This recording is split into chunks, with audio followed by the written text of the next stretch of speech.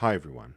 Before we dig into John Boorman's 1972 film, Deliverance, I think it's important to point out that this movie and our podcast will deal with situations that are disturbing, sexual, and very violent. So, parental guidance is definitely suggested.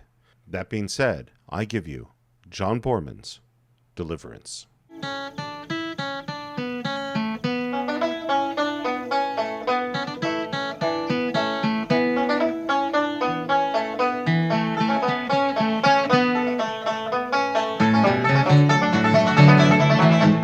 Hello and welcome once again to the Cine-Files, where each week we enter the world of a great film. We explore its themes, its history, the filmmaking, and the influence it has on us today.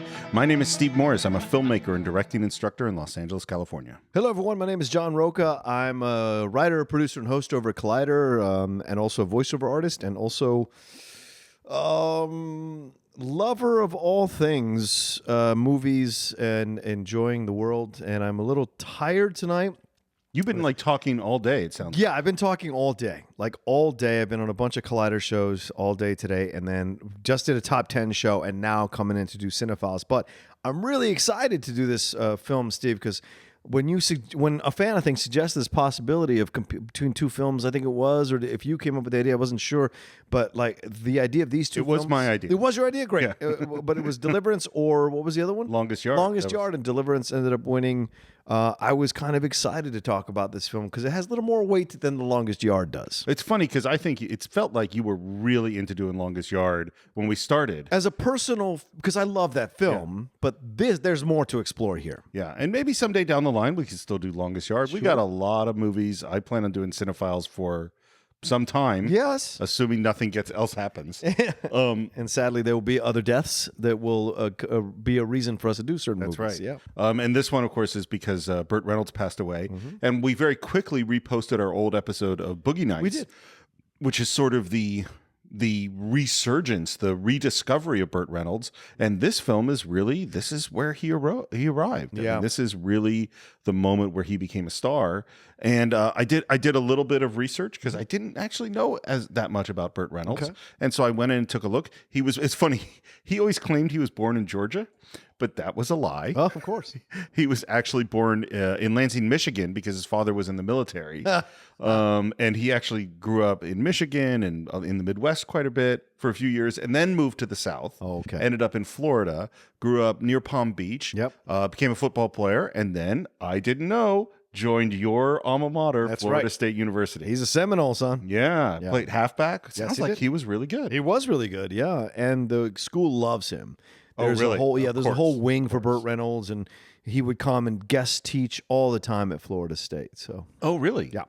Did he ever come when you were there? no, I never saw him when he was there, when I was there, but he did do that. And near the end of his life, he came back to teaching actors as well. I read a profile on him about a year ago where he was doing this from a chair because his health was deteriorating so badly. He was just teaching from a chair with a cane. Well, and it was his health that made him stop football because he blew out his knee. Yep.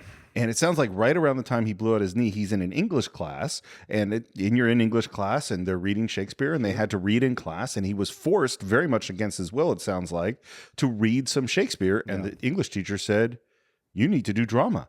And they get him in a play. He's in a Shakespeare play at Florida State and wins the Florida State Dramatic Performance Award, which came with a scholarship that was to go off and do summer stock up in New York. And this was right when he blew out his knee. So right as he was ending his football career, his acting career started real fast because who was at the summer stock with him but Joanne Woodward? Oh, wow. And Joanne Woodward said, you're great. I'm going to introduce you to my agent.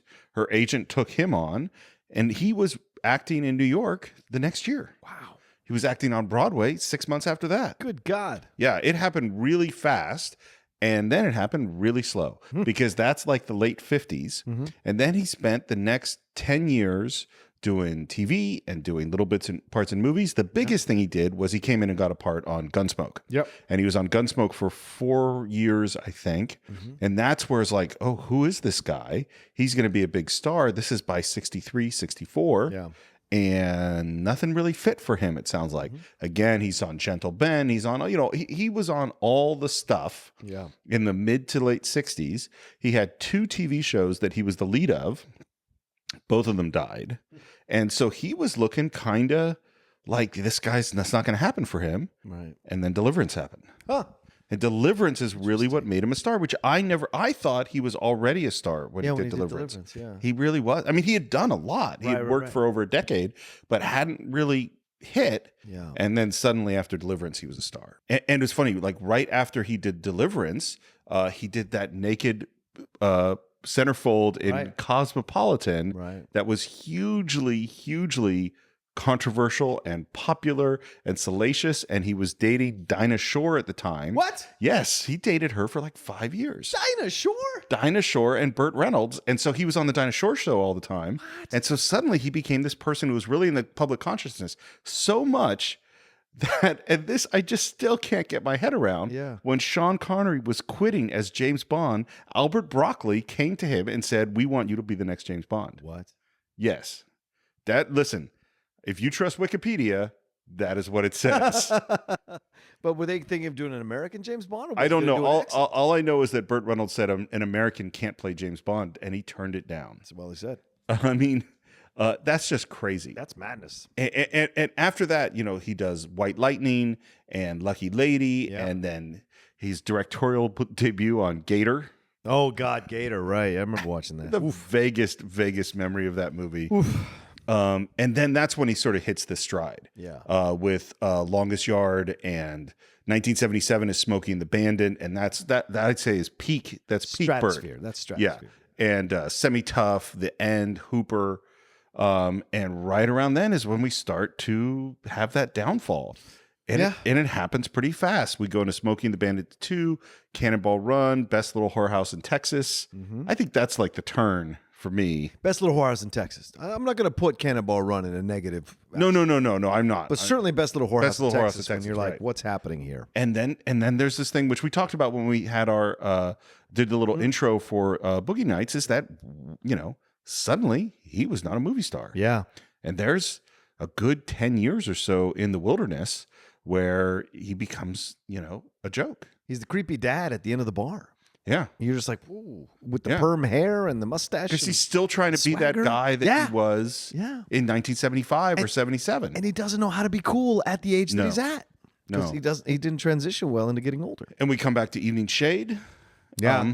And then we get to Boogie Nights. Right. Well, don't skip Cop and a Half, for God's sakes. Forgive me.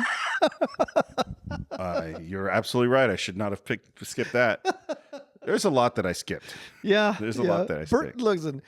There's a lot of wasteland in Burt's career after the mid 80s. There's some wasteland, and then of course Evening Shade. And look, when you were the #1 box office star for 5 years, and you end up on a TV show as your way to exist, to survive, just to work, that's it takes a bit of humbling. I'm sure it's very humbling to have that situation. Particularly then. It's a good show, though. It was a good show. I don't think I ever really watched it. Oh, for what it was a good show. Particularly at that time, because now TV there's all sorts of movie stars that are doing unbelievable stuff on TV. And really, there is a lot more, at least by quantity, very interesting, challenging television than there is movies. Yeah. Because there's just a lot of it. Exactly. We are in the peak TV world and not the peak movie world. Nope. So let's talk about Deliverance. Yeah. Do you remember how you first came to this? I came to it probably on a Saturday afternoon back in my 20s, probably watching on one of those stations. And, I'd heard the squeal like a pig, and I'd heard you got a pretty mouth. So, but I'd heard it in jokes and stuff, but I'd never seen the movie. And then for whatever reason, I was just in the mood to watch that movie, and I ended up popping it on. I probably rented it or something. How long ago do you think? 20, so maybe 1995, 96, something like that, probably around there. And I watched it, and man, it was a unsettling film to watch at that age, because I'm still like, that idea of anal rape and that idea of being caught out in the woods, and especially with a guy like me who grew up in Virginia and some of the southern parts of Virginia. You ride way out in the woods in your bike. You'll see those houses way off the main path, and you see some weird stuff when you ride around there. And so there was always that kind of aspect to the film that always scared me.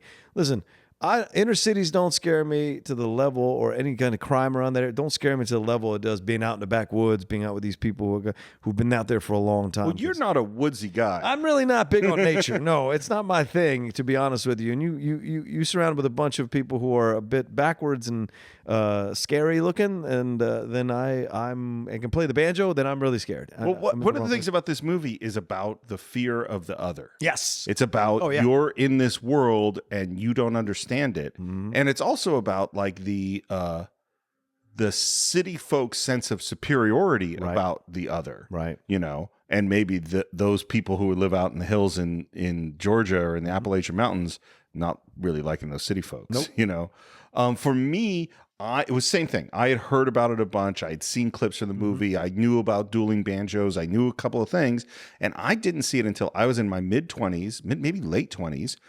And my wife and I are at my father and my in-laws' house, and he loved movies, and he would randomly order movies and then never watch them. So he had this huge stack of VHS tapes or DVDs, whatever it was at the time. Right. And the subject of Deliverance came up, and Karen had never seen it, and I hadn't seen it. And he said, well, let's watch it. So I watched it for the first time with my father-in-law and my mother-in-law.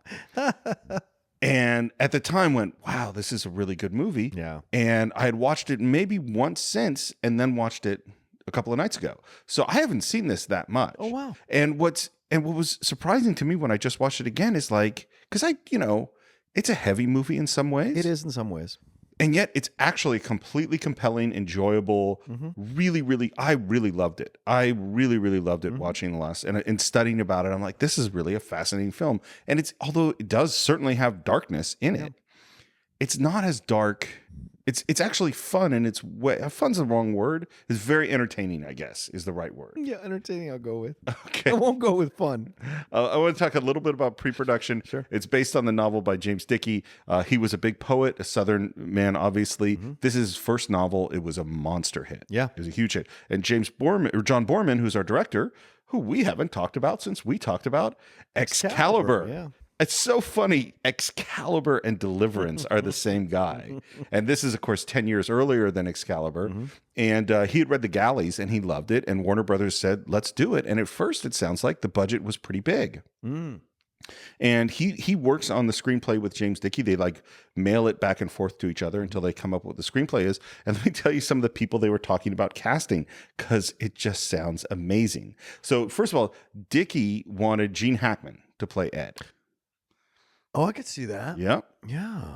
Borman wanted Lee Marvin. Oh. I don't see that one so much. Yeah. But then they approached Brando to play Lewis, Jesus Christ. which could work. Yeah. A lot of these could work. Then they went after Jack Nicholson to play Ed. I can see that. And then those people turned it down. And then they were in serious talks with Donald Sutherland to play Ed. Yeah. And Charlton Heston to play Lewis. Oh my God. Oh my God. And it sounds like at one point, Robert Redford, Peter Fonda, and George C. Scott and Warren Beatty were all attached for the film. Wow. And it's so funny. Like sometimes we hear these things and it's like, well, that would have been terrible. And it's like, well, a lot of these people, it's like, no, those are pretty good. Yeah. Pretty good people. It's certainly an even bigger film at that point. And it sounds like what happened is that Warner Brothers got scared of the content of the film, and they said, you know what? We don't have the money to put into this. And the money gets smaller and smaller, and it goes, you're going to have to cast all unknowns. Right. And so he looks for theater people who are Southern. And that is how he finds Ned Beatty and Ronnie Cox. Right. Who, this is both of their first movie ever. Right. I discovered that recently. This is Ned Beatty's first feature film ever. I didn't know it was Ronnie Cox's, though. Wow. And they're both, and Ned Beatty in particular, he is one of the great unsung actors of all time. Absolutely. The range between this, if just looking at this and Superman and Network, those three performances are so completely and totally different. Yep. And you could name 25 other Ned Beatty. He is fantastic. Yeah. He's the voice of Lotsa Bear, isn't he? In Toy Story 3? I think he is. He's very evil with that voice. Terrifying. Yes, very terrifying. Terrifying. Yeah, he's a great actor. And then they do get Burt Reynolds, and Boorman didn't really understand that Burt Reynolds' career was at the bottom. You know, he had just had these 2 failed TV shows. Right. And Reynolds said this is the first script he had ever seen that didn't have Robert Redford's fingerprints all over it, which it sounds like, of course, it actually did. And the only real star they went after is John Voight. Right, because this is after Midnight Cowboy. You're right. It's after Midnight Cowboy, 69. That's right. So he's actually a big star. How interesting. And he didn't want to do it. Oh. Well, because he's like, this script scares me, which, you know, logically, for good reason. Yeah, sure. And I love the way, and they went back and forth, and Voight's like, well, maybe yes, maybe no. Finally, Boorman's on the phone with him, and he says, listen, I'm going to hang up this phone in 30 seconds. You have 30 seconds to say yes or no. If you don't, and Voight's going, that's not fair. Why can't you say 2 minutes? That's so arbitrary. He's like, you got 15 seconds left. He's like, no, come on, seriously, John. We can't make decisions. Like 5 seconds, I'm going to hang up the phone. He says, if you don't answer now, and Voight goes, and he hangs up the phone on him. Oh. 10 minutes later, Voight calls back and says, okay, I'll do it. Which, you know what? Actors, man, we're the worst. That's a good way to get someone to do the movie. I agree. That's fascinating to me that this unsettled. I mean, he did a movie like 1969. He's Right? a male prostitute in Right? this movie. But It's an X movie, a rated X movie. But this movie freaked him out. Yeah, he's not even the one getting raped. I think I've only seen Midnight Cowboy once, by the way. Once is enough. Yeah. I'll be honest with you. Once is enough. It is a rough movie. Yeah, it is a rough movie. It's not one I revisit at all, other than some of the scenes with Dustin Hoffman, who's amazing in the movie. Agreed. They did a ton of rehearsal. They had James Dickey there for the rehearsal, and James Dickey pulls aside Burt Reynolds and says, listen, I have a secret for you. Everything in this book is true. It happened to me. And then he pulled aside John Boorman and said, I have a secret. And he told him the same thing. He told everyone the same thing. It's all a lie. It didn't happen to him at all. and at one point, Boorman is talking to someone about James Dickey when he wasn't there and said, well, I mean, he's still a rugged, heroic guy. I mean, he flew fighter jets in Korea. And no, that didn't happen either. Apparently, James Dickey was a big, huge character. So big that they finally had to kick him out of rehearsal. Of course. Because he was just driving everyone nuts. I'm sure he's making it about himself. Particularly Burt Reynolds. Oh, sure. At one point, he kept calling Burt Reynolds Lewis. He said, Lewis, come on over here, boy.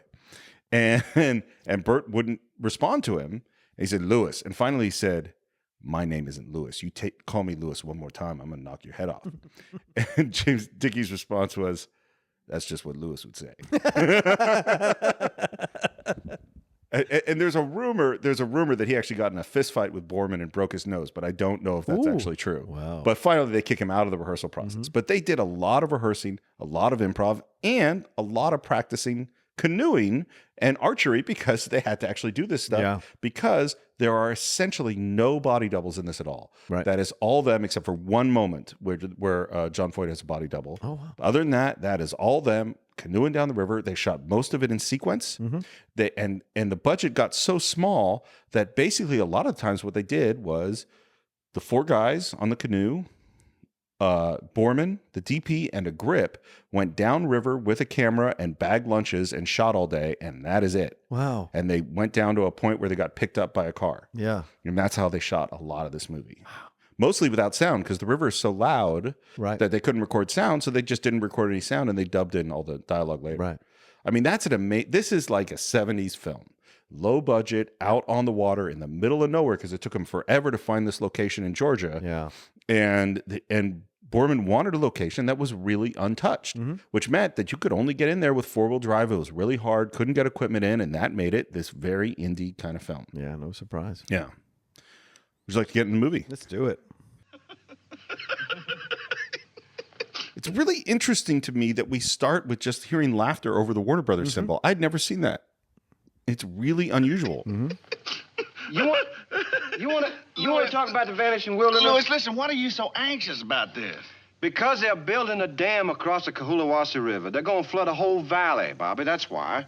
Damn it, they're drowning the river. And we kind of hear these guys joking as they're driving, and we see these this flooded lake with these trees peeking up from the bottom of the lake because the river has been dammed up, which is just a strange thing to see. Yeah. And we hear that what they're going to do is to go canoe down the one uncorrupted river in the South. And this idea of the untouched nature, the virgin nature, if you will, that is about to be destroyed by this dam is a key thematic element in the film. Yeah. And as we're hearing about this, we're also seeing the building of the dam and the contrast between the river and where the big equipment is and the dust and the devastation of the essentially raped earth as they are building this dam. Yeah. The metaphors in this film are pretty up front, I would say. Well, even that opening credit scene, Steve, to me, the reason you hear the voiceover is those are the memories of that situation coming through after the lake's already been flooded, after that place has already been flooded. That's how I took it. Yeah, absolutely. Those are the words that were exchanged on the way down when it was still just a town. Right. The water you see is that afterwards, and it's just the buried memories of what we're going to watch here in a minute. I think that's a great way to think about it. Totally. And we start to hear this thing of that Lewis, which is the Burt Reynolds character, is the one kind of not just driving them figuratively, but this is his idea. He is pushed for this thing, and they're kind of like, man. "Do you know what you're doing?" And he's like, "Of course I do." Mm-hmm. He's got a lot of confidence. Yes, shall we say? Sure, he has confidence. Hubris, one would also throw. Might say hubris. And we also hear that we're going out into the woods where they use the word hillbillies. Yeah, it's funny thinking about the word isn't racism, but the sense of superiority of our guys coming out of Atlanta, out into the hills and the Appalachian Hills to see the people that are living there. They don't respect them so much. Yeah, it denotes a superiority. You're right, exactly what you said. And it denotes that they think of them as ignorant and lesser than. Absolutely. And we pull into a gas station, which barely looks like a gas station. I don't know how they can tell it's a gas station. I'll be honest when you watch the movie. Well, this is the world they're going into. And by the way, this is all real places. These aren't sets. These are real places. The vast majority of the people we meet, those are people who lived out in those places near the river. For real? Oh, yeah. Holy shit. The only actors, paid actors, some of the people at the end of the film and the two mountain men. But all the other people, Oh, and Bobby, whatever his name is, who played the banjo. Yes. But the other folks, the guy who dances at the gas station, all those are just people that lived in that area. Yeah. No thanks. I love the moment as they're pulling in where they ask Lewis if he's lost, and he says, "I've never been lost in my life." I totally know that guy. Yeah. I've been around that guy. Of course. And out of the car comes Ronnie Cox. I always forget that this is Ronnie Cox, and he's great in this movie. Yes, and he gets out in the car with his guitar. Yep. And I think the most nervous person is Bobby Ned, and he covers it with being insulting, and condescending, and it's so interesting how we feel about each of these characters as we start to meet who they are. Yeah. And there's sort of a let's not upset these people kind of attitude. Yeah. And then as we're at the gas station and Lewis is trying to get someone to talk to him about getting some drivers to take care of, bring the trucks back when they go down the river. Yeah. Drew strums his guitar. And we hear the first few notes of what most of us have come to hear before this iconic Dueling Banjos song. Yeah. Do, do, do, do, do, do, do. It's just like real simple. Yeah. And then it starts to build from there.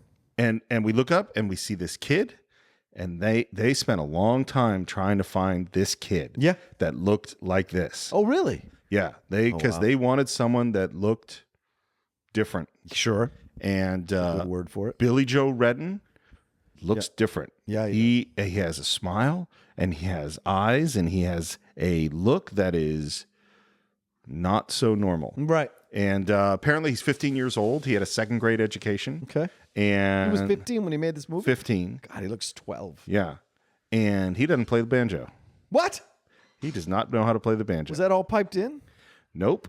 So what they did is they found another kid who does know how to play the banjo, and that kid is sitting directly behind Billy, and his hand is up on the neck of the guitar. And Billy's hand is down. So all he had to do was pick, and the other kid is doing all the fingering. Get out of here. Yeah, that's how they did it. Wow. Yeah. And this scene, this dueling banjo scene, is completely remarkable to me. Yeah. And it takes a long time for that song to build. I mean, first of all, I love the song Dueling Banjo. Yeah, the song's great. It's great. I've seen so many skits that are dueling baseball coaches doing signals, hand signals, dueling banjos. I've seen dueling cooks do dueling banjos, dueling people cleaning up a house doing dueling banjo. Like so many like kind of camp skits set to dueling banjos. I love dueling banjos and watching this slowly build over time. And it's first sort of, because it's really a discussion between Ronnie Cox, Drew's character, who does play guitar, by the way. Right. He sort of asks a musical question, and this kid answers it. And it goes back and forth. And while this is happening, we have Lewis kind of trying to talk to people about getting the cars. We have Ned who's talking to a guy about his hat. Yeah. We have the looks of John Voight as he's kind of seeing, well, what's going on? And then there's this moment as the kid sort of proves himself.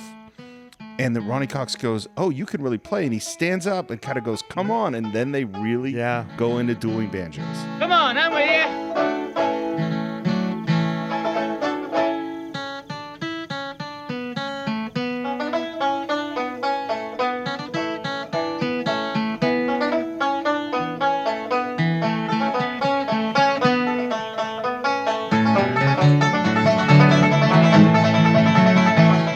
It's amazing. And then a guy starts dancing in the background, which is very weird. It is. So nobody told that guy to dance. What? That's a local guy, and he just was listening to dueling banjos, and that dance is such a specific kind Oh my God. of dance. Yep. And the looks of watching the guy start dancing, and I'm telling you, that smile on that kid's face as he's playing, the joyfulness is amazing. Yeah, agreed. And here's the thing I was thinking about this scene is this is a movie that's about the city folks coming to the country.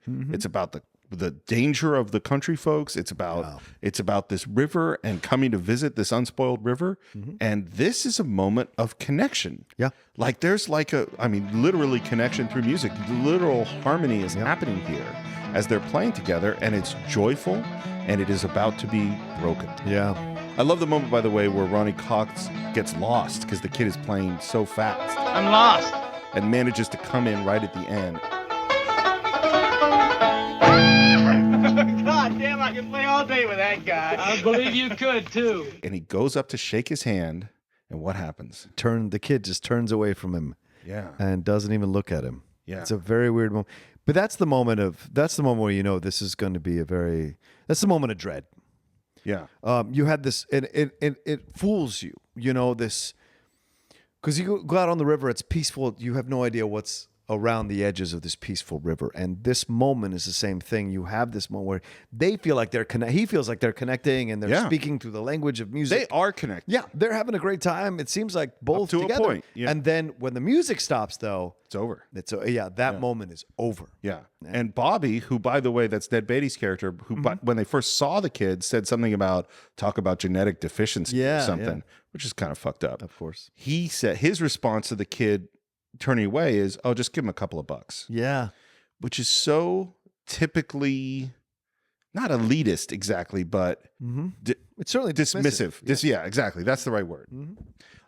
And of course, then we find out that, there's a couple of brothers you need to go find to get. They're the guys who are going to drive the trucks. They drive down to this village. They kind of walk up and look around, and Ed looks through this window at this little sick kid and this old woman who has. And again, these are just local people, and it's looking into a different world. These people do not live in the same world as our folks from Atlanta, and certainly the same world that we live in. Yeah. But we do find the brothers, guys like a blacksmith who I think hits his thumb or something with a hammer when they interrupt him. and they're trying to explain like what we want you to do. We want you to drive over to this place and then drive our vehicles down the river so we can pick them up. And the guy's like, "You're gonna ride canoes down that river? Why? Why?" What the hell you want to go fuck around that river for? Because it's there. It's there, all right. You get in there and can't get out. You gonna wish it wouldn't. And at this point, that's John Voight is going, let's just go play golf. Yeah. Like, why are we doing this? Yeah. But they finally convince him we're going to give him $40. And Ed Lewis is very, very happy with himself for making this deal. And there's this moment, they all get in their cars. So we have the two cars of our guys with canoes on top. Yeah. And then they get in their pickup truck, which I swear to God is Mater from Cars. It is that exact Certainly possible. rusty brown pickup truck. Yep. And then Burt Reynolds just takes off and totally cuts them off on the road to get in front. Louis, for God's sake! Does he know where he's going? No, he's never been lost, so he must know where he's going. He says but he gets lost and he is driving like a crazy person to go. And they really did this. They're in a 4-wheel drive vehicle. Burt Reynolds is really driving. Jesus. Cameraman is in the back seat, just bouncing around. Wow. And and this is the thing about this movie. The risky, dangerous things that the characters are doing in the movie, that's what they're doing. Yeah. There's very little fakery here at all. And we drive down first to the wrong spot, and then bouncing down this road with Ed going like, "Hey, you're gonna kill me, like doing this thing. You're gonna kill me before we even get to the river." Yeah. And as they're bouncing along, this funny thing happens, which is there's the Jesus Christ, you're gonna kill me moments, Right. and then Ed's laughing. And Lewis is laughing. What is that exactly? That's man stuff. That's whenever you push each other to your limits, you start to just laugh because you instinctively or reflexively just laugh at the lunacy of the situation. Yeah. And then you find that you kind of strip away that veneer of like what you're supposed to be doing or what you should be doing, and you kind of revert back to being 10-year-old kids on an adventure on your bike right now, way out there or some stuff. Yeah. Do you think that sometimes in our lives we need Lewis? It's a very good question.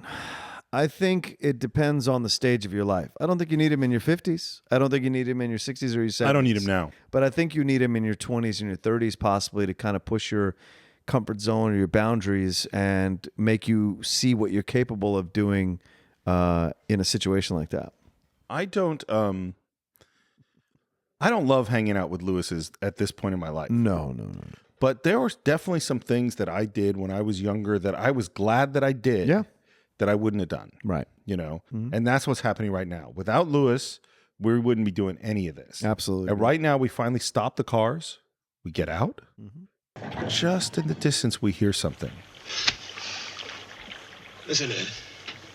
And there's this moment where Lewis kind of stops and he climbs up this hill. Yeah. And he smiles and he looks out at something. And then Ed gets out of the car and he follows up the hill. And Lewis says to him, Sometimes you have to lose yourself before you can find anything. That's a great line. And of course, Ed's response is, are there any snakes around here? And what do we see as we push away the branches of the tree? And we see there's a beautiful shot of them sort of looking. And then we look out and we see the river. Yeah. A couple more months, she'll all be gone. One big dead lake. It's funny. I've been to Lake Powell, which is where they dammed up the Colorado River. Oh, okay. And it is spectacular. But it also is a complete change for what that environment is supposed to be. That's supposed to be a river, and instead it's this huge, huge lake. Right. And it is a weird thing that we do of transforming these natural environments. Yeah. Yeah. We're loading our boats in. Bobby's complaining. Of course. We see that both Lewis and Ed have these bows and arrows. And Lewis criticizes something about Ed's bow, and it's clear that he's sort of the guru of archery. Bobby, of course, is worried about, can we really trust these guys with the cars? And I love Lewis's line. You can't judge people by the way they look, chubby. I know. There's a lot in that line. Yep. And a lot in what we're going to see in their relationship. Ronnie decides he wants to go with Ed, and so we got Lewis and Bobby. That's Burt Reynolds and Ned Beatty in one canoe. In the metal one, the aluminum one. Yeah. That's the one that I've been in the most. Oh, okay. And Ronnie Cox and John Voight are in the wood canoe, which apparently John Borman let them pick which canoe they wanted. Oh. And Burt Reynolds is going, I hope that Voight picks the wood one. I hope he picks the wood one. And of course, he did pick the wood one because that's the pretty one. Yeah. And Burt Reynolds knew that that's the one that's not going to be any fun to be in. Right. Because a wood canoe doesn't handle all those rocks very well. Oh. Aluminum canoe can handle just about anything. Yeah. So they take off. They put on their life jackets. I love, by the way, Burt Reynolds' cut off vest shirt. Yeah. To show off his arms. Yeah. I think that's a big part of what makes him a star. He looks so good in that thing. He looks like he's wearing a rubber suit that he just cut the arms off of. Totally, that's exactly what he looks like. Surfing on the river. And they start heading down river. Yeah. And there's chatter. And there's talk. It's not that important. No. This river's gorgeous. It is absolutely beautiful. They come up to their first little rapid. Have you ever been canoeing? Twice. Like you said, I'm not a nature guy. Yeah, I know. It ain't in my deal. But I did when I was younger for Boy Scout stuff or with Right. friends who wanted to go out and wanted to go camping. I did a couple times, but On a river or a lake or? yeah, river. Yeah, with the rapids and everything like Yeah, that. you did the rapids. Yeah, it was a little dangerous, a little scary as well. But like, you know, you don't want to go down the ones that are too insane. So yeah. So I did. I have canoeing merit badge. Congratulations. It was very important to I'm me. sure I do too. So I did a bunch of canoeing trips in Boy Scouts, and then I did two whitewater rafting trips that went down big rapids. Okay. That's never done that. That's intense. That's intense stuff. They go down their first rapid, and there is a lot of talk. Yeah. Ned is kind of panicking, and which is interesting because, by the way, he's really the only one who had done canoeing before this movie, and he had to play the most awkward person. Ned? Yeah. Really? Oh, how interesting. Yeah. Okay. It sounds like he was outdoorsy. I'm not surprised. And they get through it, and there is just a moment of celebration. Yeah. You know, when they get through it. And it's not a big rapid. We're going to get into bigger ones later on. Oh, yeah. Literally and figuratively. Yeah. And then they pass under a bridge. And there's the kid. Look, Ed. That kid on that bridge. Yeah. And he's sort of got his banjo, and he's swinging it like the pendulum of a clock. And of course, Drew looks up and wants to connect with him. Yeah. He plays his paddle like a guitar. Yeah. And wants a response. He gets no response. And the shot of them going under that bridge is an unbelievable, amazing shot. Yeah. It is, and really, really hard because they're just on a canoe or a raft. And the cameraman, which is our DP, which is Vilmos Zsigmond, Vilmos Zsigmond. he just shot that shot is amazing. And of course, this is a great cinematographer. Yeah. He had just done McCabe and Mrs. Miller. Isn't he a Spielberg guy? Isn't he? Oh, yeah. Spielberg's movies. Yeah, Sugarland Express and Close Encounters of the Third Kind. Oh, wow. Okay. Yeah. And Deer Hunter and Real Genius. What your favorite film? Why not? Yeah, he's a fantastic cinematographer. There's something, the word for that shot is foreboding. Yes. It is like, They're going into the mouth of hell. yeah, It's the mouth of the river. It's the mouth of hell. yeah. Now we get to a bigger rapid. And there's a moment of panic. And Lewis stands up in the canoe, which you're really not supposed to do. Nope. And he's just like, this is good. Yeah. And Bobby, of course, goes, what happens if we flip this thing open? And Lewis's response is, well, now that you bring this up, hold on to your paddle, and if you hit any rocks, don't hit them with your head. That's really good advice. And then that sort of panicking, stressful, intense, joyful, argumentative time as they go through the rapids. Yep. You got Burt Reynolds yelling at Ned Beatty. You have Ed and a very tentative Ronnie Cox like trying to navigate through. And this is hard. You have to like pick a lane and work together and pick the right spot. And then you have to work really, really hard. And then you have to stop and you have to turn. It's difficult. And again, I just have to say, this is just them going down the river together. There's no river guide. There's no paddling expert. Wow. This is just the four guys in the canoe and the director, the cameraman, and a grip in a raft going with them. Jeez. And of course, not only did every single one of those actors get dumped into the water and capsized, but so did the raft. And they had a guy whose job it was to clean up and dry out the camera to get it working again, because that was the big scary thing. Right, of course. Was Zsigmond, the DP, trying not to get the camera wet as they go through the rapids. It's really beautifully shot. And Bobby's celebration as they get to the end, when he accomplishes that thing, is amazing.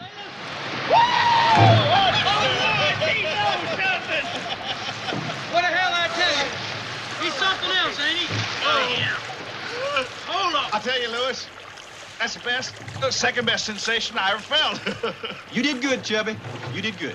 Bobby starts talking, and Lewis interrupts and talks about how the first explorers felt. First explorers saw this country.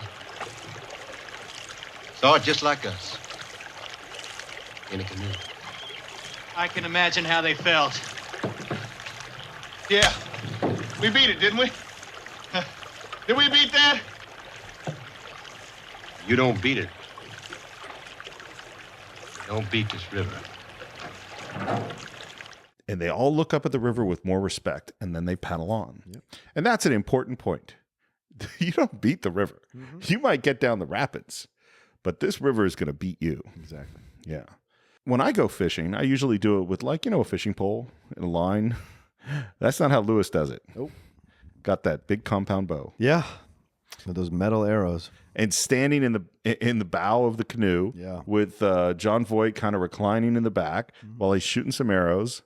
And Lewis is talking about how all those machines, they're all going to fail. And then what? Then survival. Who has the ability to survive? That's the game. Survival. One of the interesting things about the book to the movie is the book apparently had a third of the book takes place in Atlanta before we go on the trip. Yeah. And Dickie goes, you got to have that in there because that's how you're going to learn who these people are. Right. And Borman says that's not how movies work. Like movies, you cast an actor and they have their clothes and their way of moving and their way of speaking, and you're going to know right away who these people are. Yeah. And I think that's totally true. Is that from Lewis saying it's about the ability to survive. We know who he is. Yeah. From him, his driving, his the way he handles the canoe, his insults to Bobby. We know who he is. Yep. We know who Drew is from when he plays the guitar in Dueling Banjos. We know who Ed is from sitting back and observing, and we certainly know who Bobby is. Like, we get these people right away. Yep. Agreed. Yeah. And of course, Ed's response is, "You can't wait for that to happen, can you?" And that Burt Reynolds smile. Yep. Yeah. That swagger and smile he has. Of course, that's not how Ed feels. He thinks the system's done pretty well by him. Yeah. Oh, yeah. You got a nice job. Got a nice house, nice wife, nice kid. You make that sound rather shitty, Lewis. And this is the thing, this question of Lewis is going on these trips because this is the world he wants. And why is Ed going on this trip? Well, there's friendship, and then there's also a change of pace. And he tells him, just like it's a way for them to hang out and be together and talk about stuff. But you have two different men here in this situation, right? Ed doesn't mind sitting in the back of the canoe, arms folded, listening to, or arms around his head, listening to Burt talk about his stuff. But because he's living vicariously through Burt and his wild adventures as what essentially probably is a single man. Yeah. So he sits back and enjoys that situation. But Burt's always on edge, man. He's always like ready to jump at any moment. You can sense that energy off of him. Well, I think Lewis wants to kind of dip his toes in the water. I'm sorry, Ed wants to dip his toes in the water of Lewis's life. Yes. You know what I mean? He wants to experience some of this without going full into it, but still maintaining what his other life is. Yeah. And by the way, at the end of this, Lewis shoots that fish. Yes, he does. Yeah. And we cut to that night. Got a nice open fire. We got tents. Drew's playing the guitar, singing a song. Yep. Ronnie Cox has a nice voice. He does. Yeah. They're drinking. Ed's smoking his pipe. I love the pipe, by the way. Bobby offers Lewis some booze. Yeah. Lewis doesn't drink, which I find surprising. Drew plays a little bit of Dueling Banjos, which is really the whole score of the film. Yeah. Is Dueling Banjos. It keeps coming back. And Bobby has kind of come to Lewis's way of thinking in a way.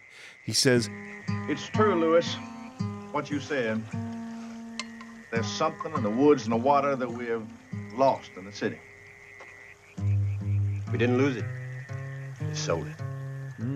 which is a really important line, particularly when they're about to kill this river to build a power dam, electric dam to power electricity and air conditioning and all that stuff in Atlanta. Yep.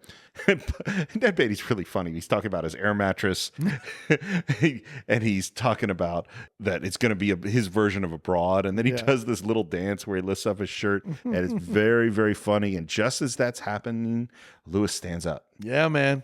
He heard something. Yep. Like a meerkat. Yeah. And he's up and he's out. Yeah. And then the guy, and this is all in one shot, by the way, and the guys get up and go, what is it? And they come kind of towards camera, and then they go looking away from camera. And as they go away from camera, right in front of the camera in the foreground pops Burt Reynolds. Yeah. And they don't hear him. And then he says something, and then they freak out. Yeah. Because he scared the crap out of them. Yes, he did. Do you think he heard something? Yes. I think you always hear things in the woods. Sure. I mean, do you think it was the mountain men? Yeah. You do. I think you hear a lot of things in the woods, but I think a guy like this who knows nature, he knows which sounds forebode danger and which sounds don't. I think part of the question that this relates to is how much is Lewis full of shit? Yeah. It's a good question to have. And he's not. I mean, obviously, he's the most experienced guy here. Right. He has a bunch of skills. Sure. But he also, I mean, we've known some people who kind of pose a little bit as a certain kind of thing. And it's not that they aren't, but their pose is bigger than their reality. Yeah. I'll put it that way. Yeah.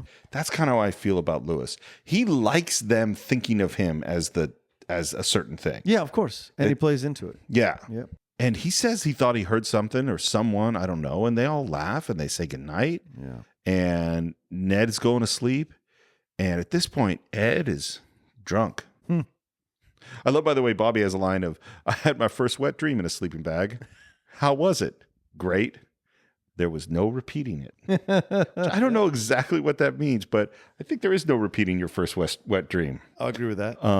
And then Ed turns, when he's all alone with Lewis, he turns to Lewis, very drunk, and says, No matter what disasters may occur in other parts of the world, or what petty little problems arise in Atlanta,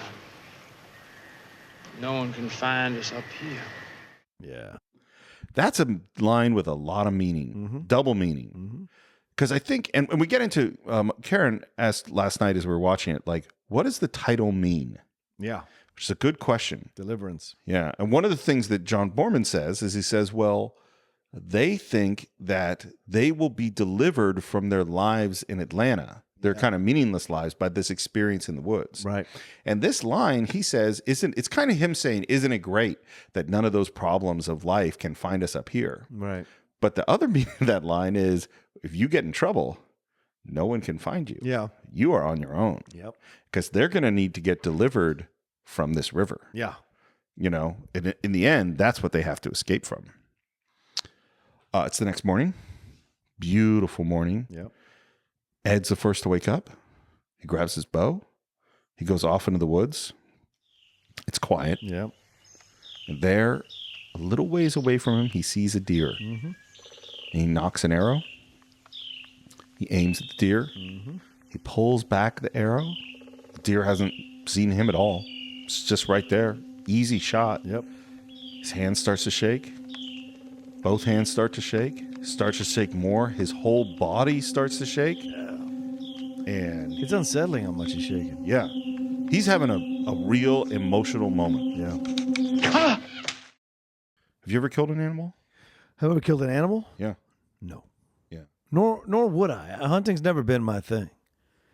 Hunting titles. Sure. Well, you're an expert at that. There you go. But not hunting animal. I've never had any kind of inclination to shoot a living thing. I'll step on an insect. That's about as far as Sure. I'll go. Yeah. I killed a rat. Yeah. We're in my old 102-year-old house right now, and we've had rats off and on in the last 20 years that we've lived here. Wow. Which suck. Yeah. You know, particularly when you're sitting watching TV and a big rat runs across your living room floor. Holy shit. Oh, yeah. What? Yeah. Not right now. We've gotten rid of them all at this moment. Don't look Okay. around. There's no rats. Shit. But at one point we had rat traps and down in like where our water heater is. And I went in to check the trap, and there was a rat who was half caught, like his leg was caught, but he was still alive. Yeah. And I went, shit, I got to put this rat out of its misery. Right. And so this is my only time like killing a mammal. Wow. And so I killed it. Wow. And it was hard. It actually was hard. What'd you do? I have a machete. Damn. Yeah. So I cut that rat's head off. Oh my God. Well, I couldn't think of another way to do it. All right, Lewis. Okay. It felt like what? And then I ate it. And then you ate it. No. That's something Lewis would do. Exactly. And I love too, after he misses the arrow shot, he like kind of slides down the hill and gets tripped up. And there's just a great moment as he is just pissed off at himself. He's so out of his element. Yeah. And he's back at camp. Angry. Yeah. And Lewis kind of brings up this thing. You know, there's guys he knows who are great target shooters who they have, and I forget what the word, he used some word, but basically, you know, a freak out in trying to actually kill an animal, referring to what happened to Ed. Yeah. And I think Ed is upset and disappointed in himself and relieved. Yeah. At this moment. Absolutely. That he didn't kill that deer. Which is ironic. Yeah. Considering what happens later. Yeah. And and then Lewis just kind of whispers to Ed, "You take that chubby boy with you today." Yeah. He complained the whole time yesterday. Things would have been really different if they had had different groups. Things also would have been different if they'd listened to Lewis, which is don't get too far ahead. Yeah. But those two idiots got too far ahead. That's a good point. Well, Bobby wants to get moving because he got eaten alive by bugs the night before, and he's like, "Let's go." Yeah. And they're like, "Whoa, slow down. We got all day." And again, we go downriver. Again, we're hearing dueling banjos. Mm-hmm. By the way, we're going to have a whole orchestral score. And first of all, again, the budget was cut and cut and cut. And finally, the dueling banjos was just so effective that John Boorman said, let's just have that be the score. So he got a guitar player and a banjo player. He says they recorded the score in 4 hours for the whole movie. Wow. I don't even know how that's possible. Sometimes directors on commentary tracks exaggerate things. You think?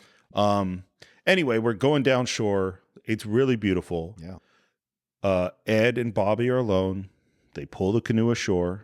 They're wondering where Lewis and Drew are. And then Ed sees a man in the distance, calls over to Bobby. We see one of these men has a rifle, and these two guys come up. And this is Howard Cowboy Coward, which is the guy missing the teeth, and Bill McKinney. Okay. And Bobby kind of walks up towards him, trying to be friendly in that sort of city way, city phony way. Just go, how goes it?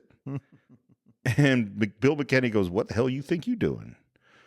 And Bobby looks over at Ed and gives this eye roll. Again, that sort of insulting, city, demeaning sort of look, because he doesn't give these guys any respect. Right. And Ed's kind of saying, oh, we're heading down river, and we're going to Atri or whatever the place is. And first they say, like, this river doesn't go there. You're going the wrong way. Sure. This river only runs one way, Captain. Haven't you heard? You ain't never gonna get down to Antry. Well, why not? This river don't go to Antry. You done taken a wrong turn. And Ned, there's a great rack focus shot onto Ned as he listens to them. And finally, Bobby just kind of goes, well, I guess the river comes out somewhere, and that's where we're going. And then there's this moment where Bill McKinney, one of the mountain men, just reaches up to touch Ned's face. Just brushes it. It is so creepy. Super creepy.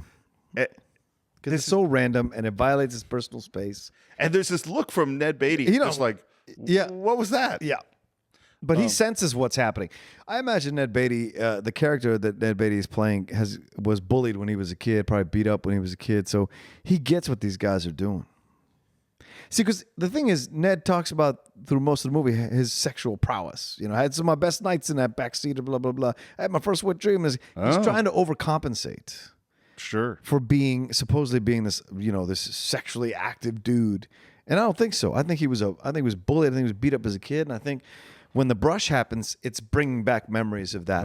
Because it's so sudden. And he seems frozen by the situation. Not like pissed off, frozen. There's a difference. What we're going to see out of, and again, Ned Beatty's performance in this whole movie is unbelievable. Yeah, I agree. And then he kind of goes, oh, well, I think his thought process is maybe these guys run a still. Yeah. And they're being defensive of their territory. That's what he creates in his mind. And so he goes, well, if you guys, have some whiskey, we'll just buy some of it. Yeah. Which either way is the wrong thing to say, because they're like, what do you mean? Yeah. What are you talking about? And then Ed kind of jumps. It's like, no. It's all good. We didn't mean anything. We're just going to get going. Yeah. And no, they're not. Take one more step, I'll shoot you. Yep. And out comes that rifle. Oh my God. Well, gentlemen, we can talk this thing over. What is it you require of us? Well, we require that you get your goddamn ass up in them woods. All right, now, look. You get down, Tanner. Okay, all right. Get up there. All right. I mean, it is the turn of just like, oh, we're powerless. Well, and here's the deal, Steve. What we're about to watch, for me, is maybe the most authentic rape scene you'll ever see in real life. Because, and of course, other people can attest to different situations, but it feels very real and natural in that it's sudden. You are completely powerless in this situation. It's awkward. It's awkward. You and don't dirty. And people think, oh, you'll scream. Or you're just like shocked that it's happening, and that's what's so effectively done here by John Boorman's direction in this entire scene. It's just shocked that it's happening, and you don't have that usual histrionics that you see in films to convey that situation. Here's what I was wondering. So this is 1972. Yeah. This is a man raping another man. Mm-hmm. How had we seen in a film earlier than this a rape of a man and a woman, or any kind of rape that was as real as this? Not that I can recall. Not an American film, at least. Yeah. What's fat? I mean, it's like statistically, I don't know. There are men that are raped by men, but there are far more women raped by men. And it's interesting that the first one that we see is a man raping a man. And it's also interesting as a man, like how violating this feels. And I wonder if I just wonder at this choice at this time. I guess I'm not articulating this very well, because obviously a very sensitive and complicated issue. But the humiliation of Ned Beatty's character in the way that this happens is so profound in a way that I don't think we've dealt with the, tremendous history of assault on women in the way that this movie deals with it on a man in 1972. Yeah. Yeah. Because I agree with you. Of every one that I can think of, this is the most real feeling. Yeah. And you don't want to shirk past Brando raping. Oh my God! Vivian Lee in Streetcar Named Desire. Yeah, that's a rape. Yeah, that's a great point. Yeah. So they go up farther in the woods. They put Ed up against a tree, tell him to be still, and he says if he doesn't, he'll shoot his goddamn balls off. Shoot your goddamn balls off. And they tie Ed up around his neck with his belt. Tell Bobby to take off his pants. And there's still this moment of like, what's this about? What's happening? Yeah, but then he does it. Like, there isn't that resistance you would anticipate. Once again, that's why I think he's been bullied. He's been in this situation, but maybe not the rape situation, but he's certainly been embarrassed. Maybe he's like, maybe the guys who beat him up told him to take off his clothes in front of other guys so they could all just ridicule him. So he just reflexively does it, even though it's an unsettling situation for him. Well, and I don't think he thinks that I'm about to be raped. Yeah, no. I think he goes like, this guy's got rifles. We're in a really weird situation. Right. I got to get along, and maybe they're going to humiliate me or something. Right. And so he takes his pants off. Plus, he's an insurance salesman, so he's used to adapting to the situation, changing tactics to get out of a situation. Sure. I think in a way that's true. They cut open Ed's shirt and talk about cutting his balls off. And they touches Ed's chest with that knife. He cut him. Does he cut him? Yeah, there's like a whole line of blood as he goes down. Oh, I didn't notice that. Yeah, I wondered if they actually really cut him or if that was a makeup thing. Did he bleed? He bled. And they get Bobby to take his shirt off, and Ned Beatty's standing there in his briefs. Boy, man, that's unsettling. It is just so vulnerable. Yeah, man. And they tell him he's standing too, bud. They tell him to take his panties off, and he runs. Yeah, man. That's when he gets it. Yeah, and the way, and apparently they rehearsed this a lot, and I hope so. McKinney and Ned Beatty worked on it together a whole bunch, but it's all the awkwardness of it. It's the humanness of it. And he's kind of slapping him in these weird ways and sliding up and down the hill and in the brown, dirty leaves. He's dominating him. Oh, yeah. He's absolutely dominating him as a dog would dominate another dog in an alpha beta situation.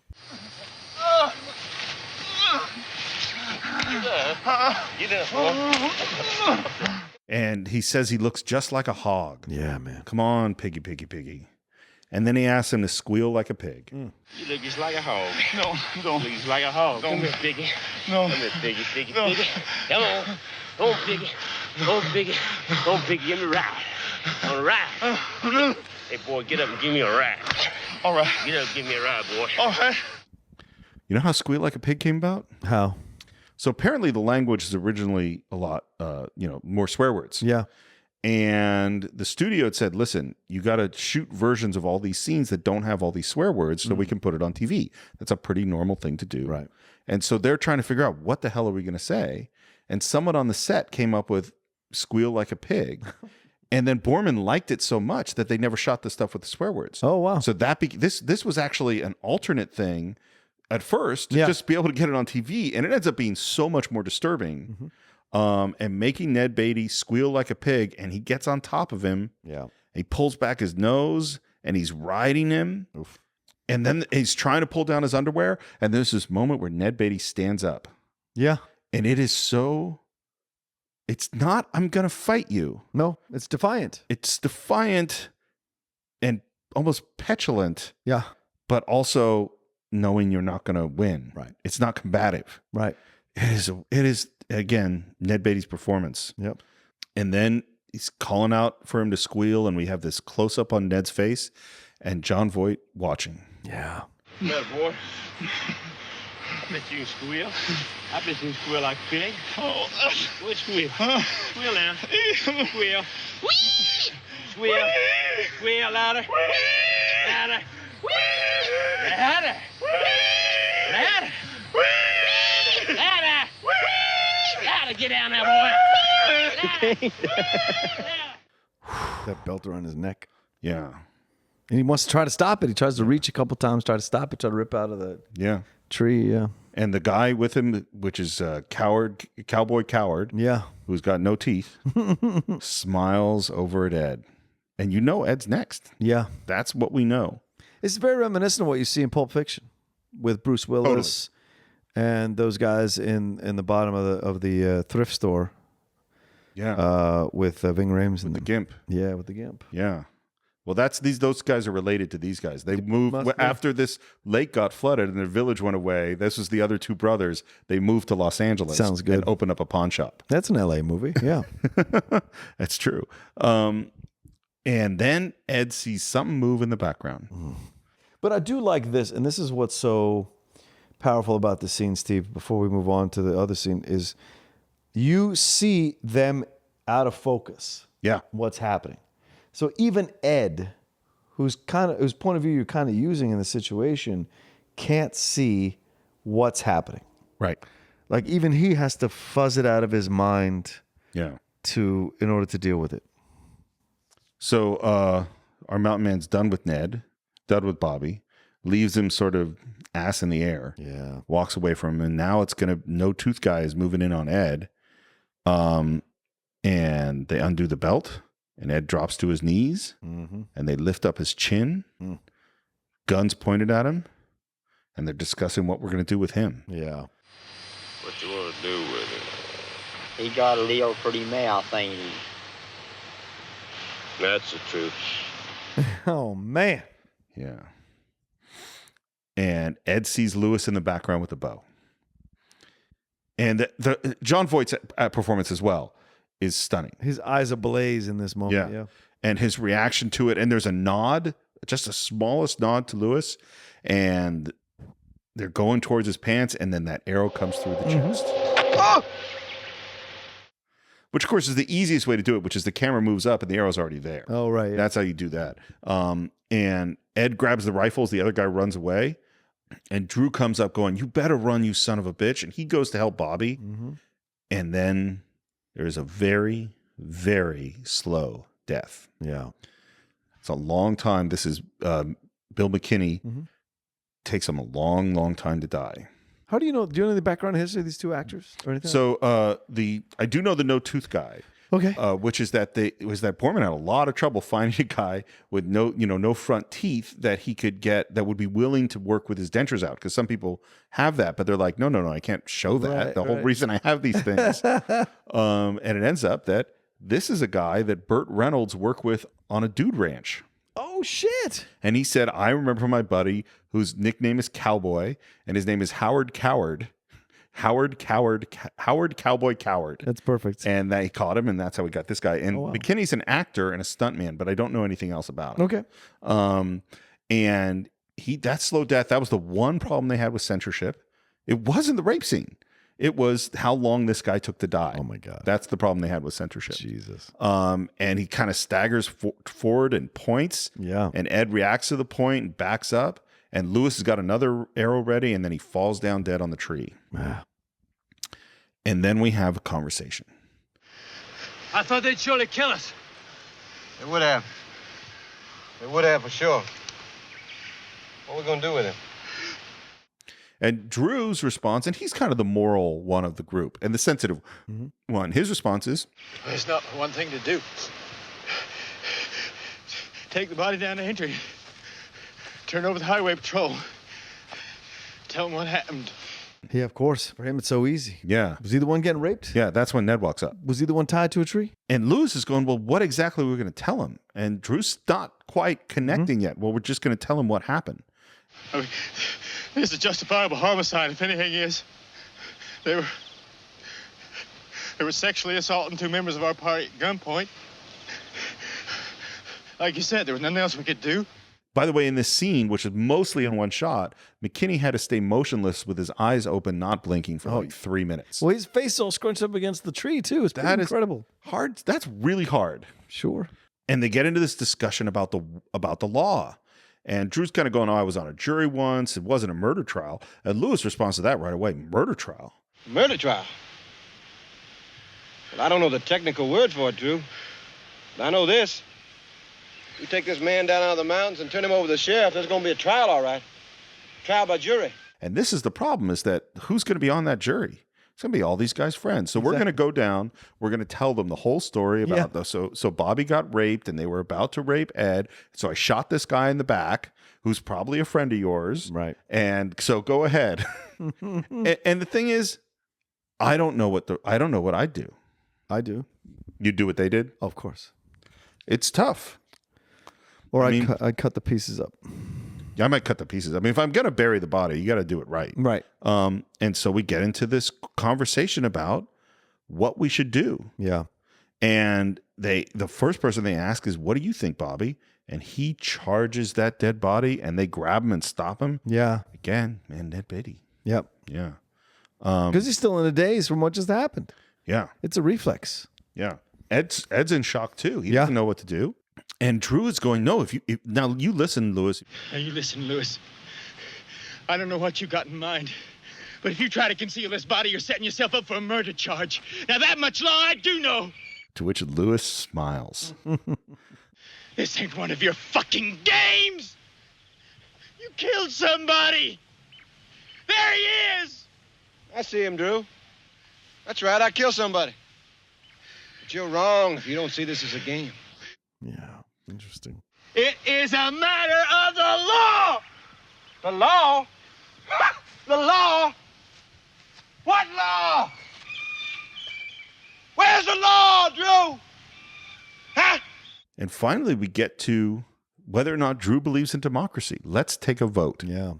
We either go back and tell the authorities what happened, or we hide the body. Yeah. And they ask Bobby, and Bobby says, hide the body. Let's bury him. I don't want this getting around. Which is, of course not. And then it's all on Ed. It's up to you, Ed. It's all up to you, Ed. And there's a long pause and a great look from John Voight. Yeah. And Drew's trying to convince him, just think what you're doing, Ed. For God's sake, you got a wife, you got a child. You're not involved in this, which I don't know what that means. Yeah.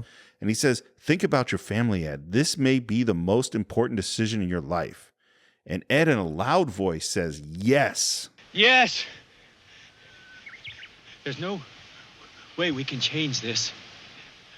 There's no way we can change what happened to Bobby. We got to do the right thing. Ed, we're going to have to live with this for the rest of our lives. Right!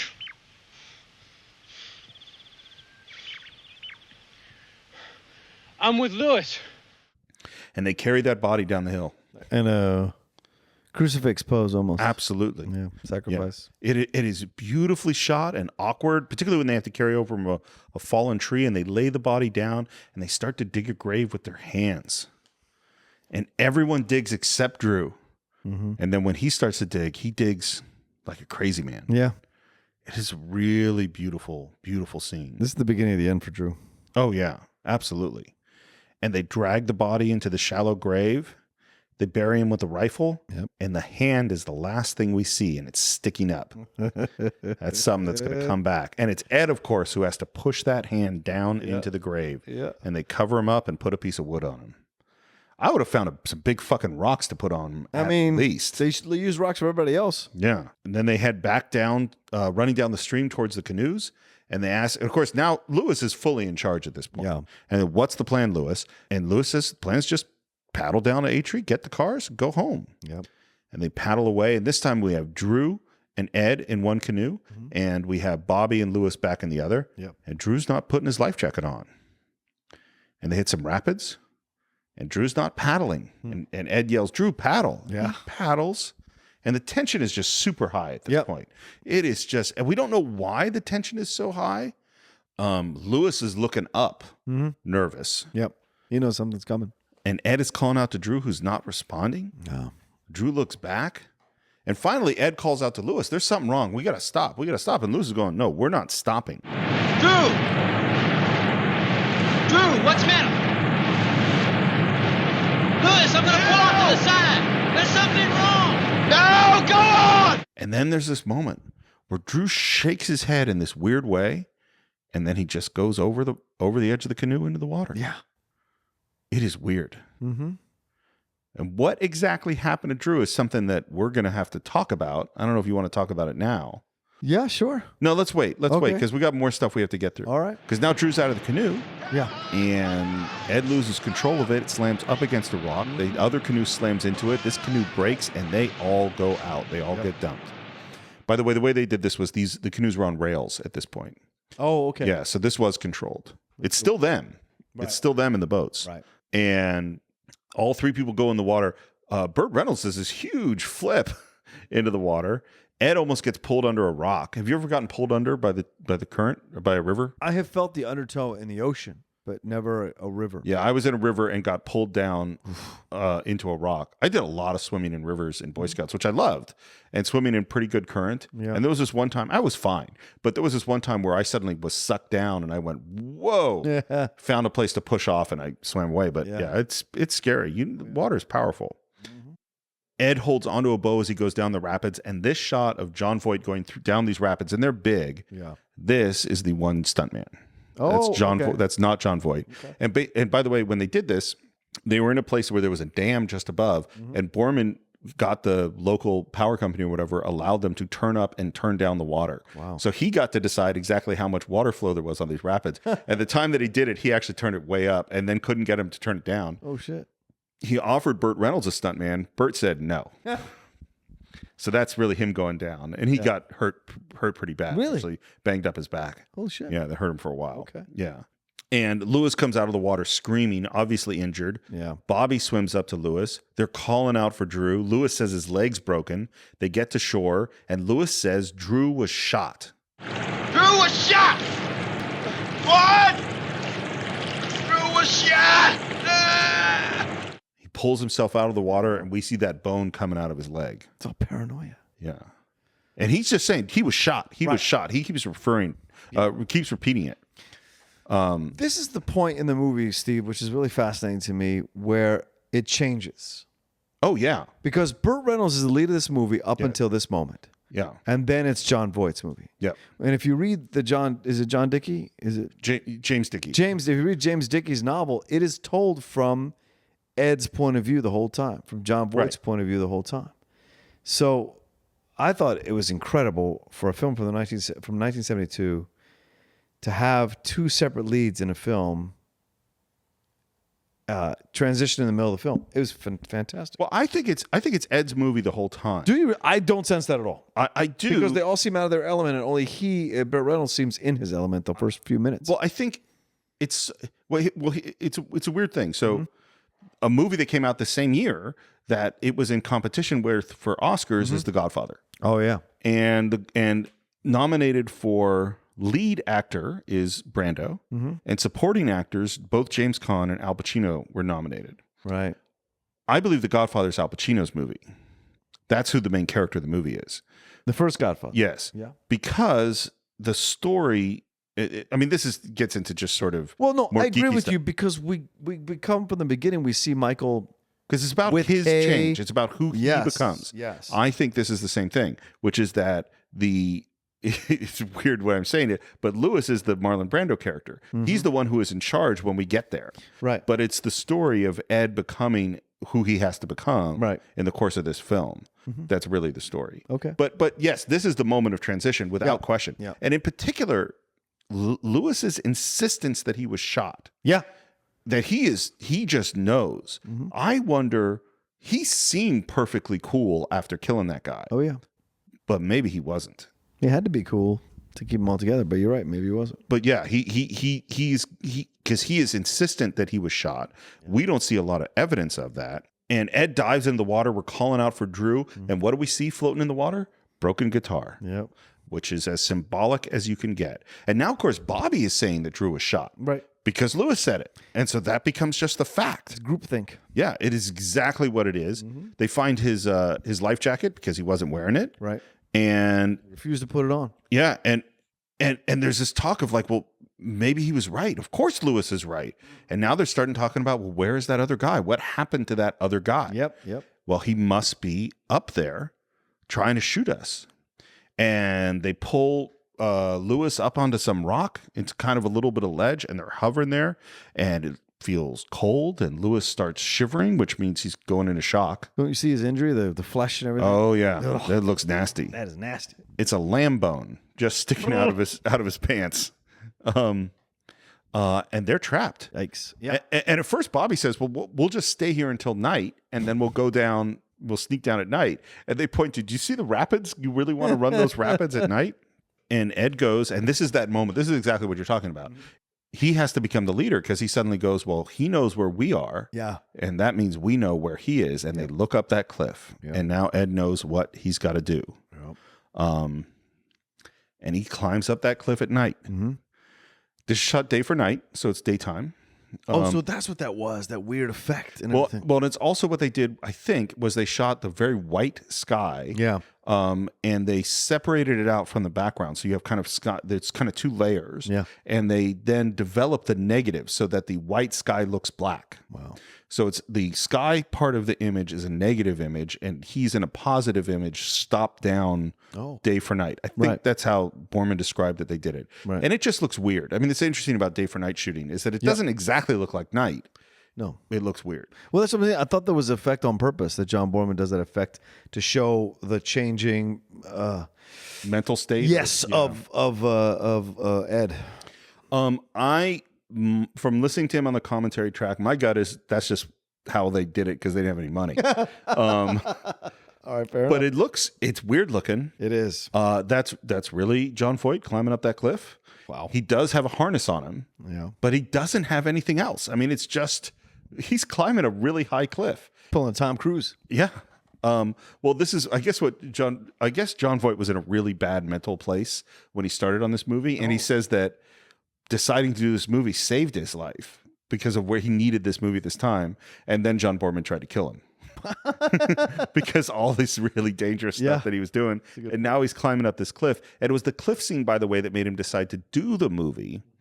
And it is amazing where he is hanging off this rock thing and goes, Christ, what a view. And then he pulls out his wallet and he looks at his wife and his kid. Yep. And then he drops it. God damn it! You'll never get out of this gorge alive! God damn it! I was also angry. Yeah. He finally gets up to the top of the cliff. He has an arrow knocked and he's just trying to stay awake. Mm-hmm. And it's so funny watching a guy fall asleep, which is not the most exciting thing in a movie. Right. It's really, really scary. Yeah. Because you're like, don't fall asleep. Don't fall asleep. Don't fall asleep. You don't know what's going to happen. And then what wakes him up? There's a guy.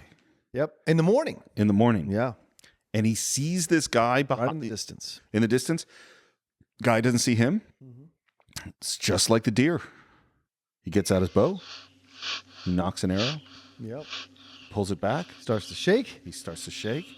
You're going, no. Yeah. And he's shaking. And he kind of settles maybe a little bit. Just as the guy, because the guy's now turning it around, he's got the rifle aimed at him, and they both shoot at the same time. And he goes down, and the guy doesn't go down, and we look down, and he's got an arrow going right through his side. Yeah. What is that? So I think what happens is when he fell on the arrow. Okay. Yeah. But it is because you're like, did he shoot himself? Like what happened here? And the guy comes walking up slowly, and it's beautifully shot because he's got the rifle. He's standing above him. He's aiming at him with the rifle, and he's moving in a weird way, and he starts to lower the rifle, and it's only really when he turns that you see that arrow's going right through his neck. Yep. Yeah. And he gets one final shot off into the ground. Yep. And then he's done. But Don't you think there's symbolism in him stabbing himself with his own arrow? absolutely. Right? Yes. Right? Yeah. Like he stabbed him. That's the only shot he could actually make. Yeah. Oh, that's interesting. Like he shot the dude on the distance, of course, but that was all luck. You know what? It just occurred to me, by the way. What's that? So the placement of that arrow going through his belly on the side, that's Lancelot and Excalibur. Yeah. It is the exact same place that Lancelot stabs himself with his own sword. Right. Ooh, interesting. Facing himself. It is the old wound, my liege. It is never healed. Yeah. But also, that's where Christ was stabbed as well. Oh, sure. On the side. That's not what I was thinking of. You're right. Well, of course, because you're an atheist. You don't think of these things. But as a believer of the religion. But I also think it's symbolic too. He stabs himself because he's in a way killing a version of himself that was before. Well, and taking a life. I know someone's probably listening, going, "You pretentious fuck, Roca." No, but I'm just saying, there's something here. Look, first of all, you are a pretentious fuck. Jesus Christ! No, this movie is all symbolism. Yeah, I mean, like, oh yeah. I mean, the idea that the people from the city come to the virgin land, which is being destroyed. Essentially, the river is being raped by civilization for the city, and then the people of the city are raped by the people protecting the land. Yeah. Or the people of the land. Yeah, of the land. You know, like Borman said that he thinks of the mountain men as like a vengeful spirit of the river that has come back to destroy them. Sure. You know, and the fact that this man wounds himself at the moment that he takes a piece of his own soul by killing another human being. And here's the thing too, at this moment, we're not sure that's the guy. Yeah. Oh, I'm not sure until I'm still not sure.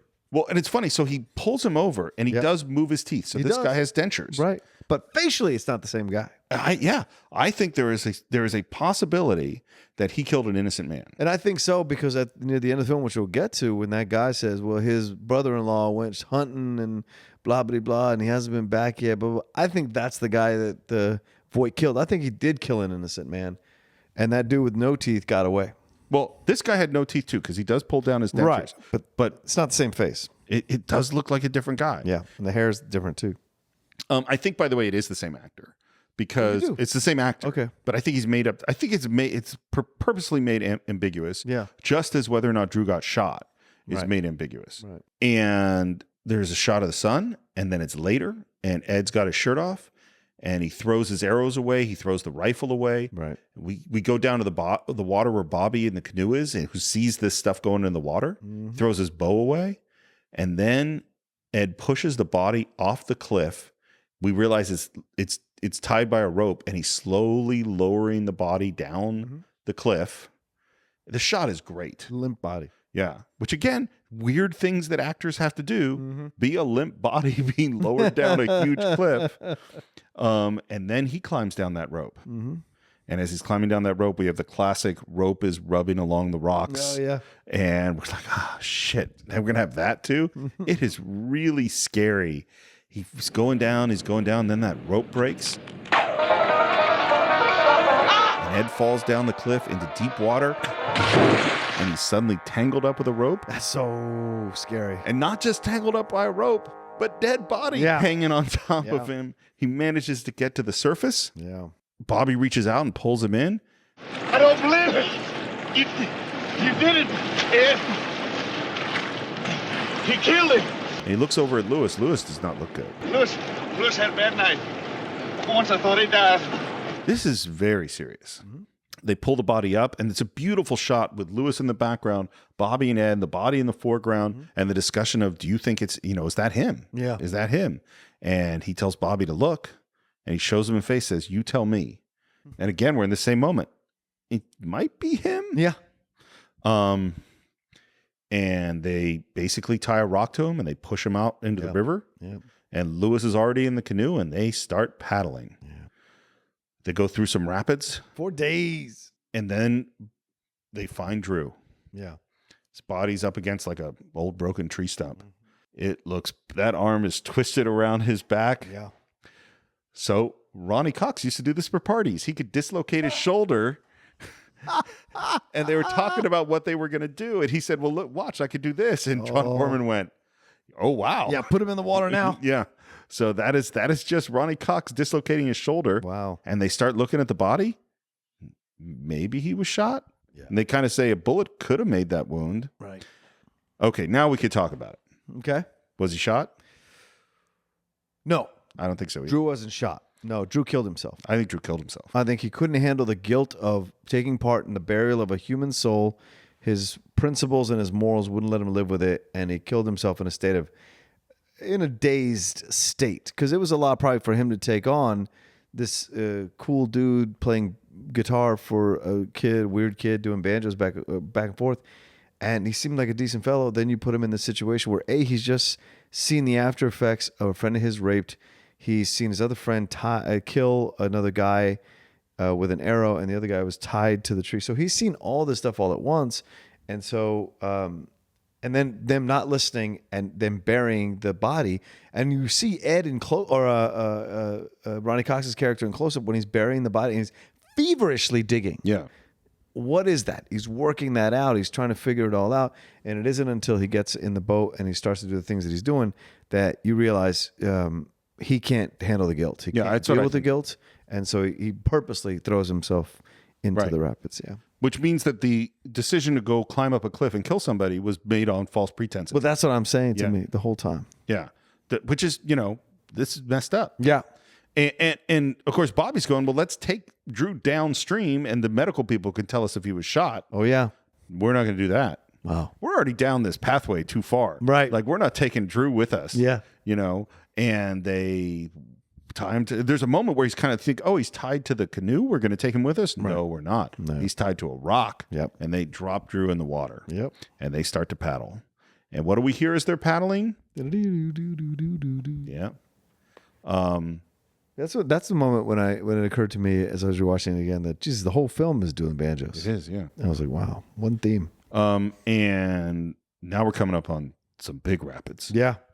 And they just got to go through, and Lewis is suffering in the bottom of the boat. It's brutal what's happening to him. And Burt Reynolds' performance, who played so tough, he's doing this great. And he's trying to keep it together, and there's some panicking and paddling, and Lewis is screaming, and then they're out of it. And I love Ned Beatty just kind of collapsing in the front, and they see the wrecked cars that we'd seen at the beginning of the film. Yeah. And then, of course, Ned Coppin said, oh, we did it. We did it. We did it. And it's like, no, we got to get Lewis to a doctor. And then we have to decide. We have to have our story straight. Yep. Bobby, listen. Everything happened right here. Everything happened right here. Lewis broke his leg in those rapids there, and Drew drowned here. This place here. No, nothing happened here. Bobby, listen to me. We got to stop them from looking upriver. It's important that we get together on this thing. You understand? Got to stop them looking up the river because there are two other bodies up the river that were shot by arrows. Yep. And so we can't have them see that. Yeah. And Bobby's kind of arguing with it. And he says, you understand? And I love Burt Reynolds' performance saying, I understand. I understand, Ed. I understand. That's right. That's right, Lewis. It's our story. That has stuck with me forever. Yeah. I hadn't seen the movie in a long time, but I remembered that moment. Yep. That is powerful.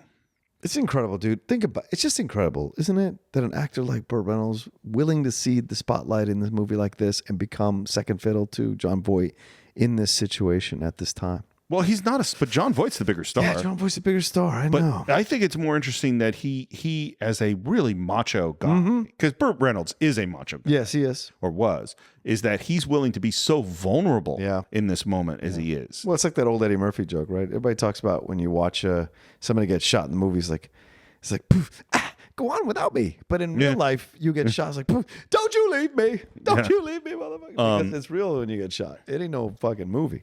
And now we start to see the shots of the flooded river that they're going through. Yeah. Because the dam is there and the river is slowly filling up and becoming a lake. Yep. And they paddle to shore. And what do they see right on the shore is a church. That's right up at the water's edge. That's up raised up on platforms. Salvation. Yeah. Deliverance, so to speak. Deliverance, exactly. Yeah.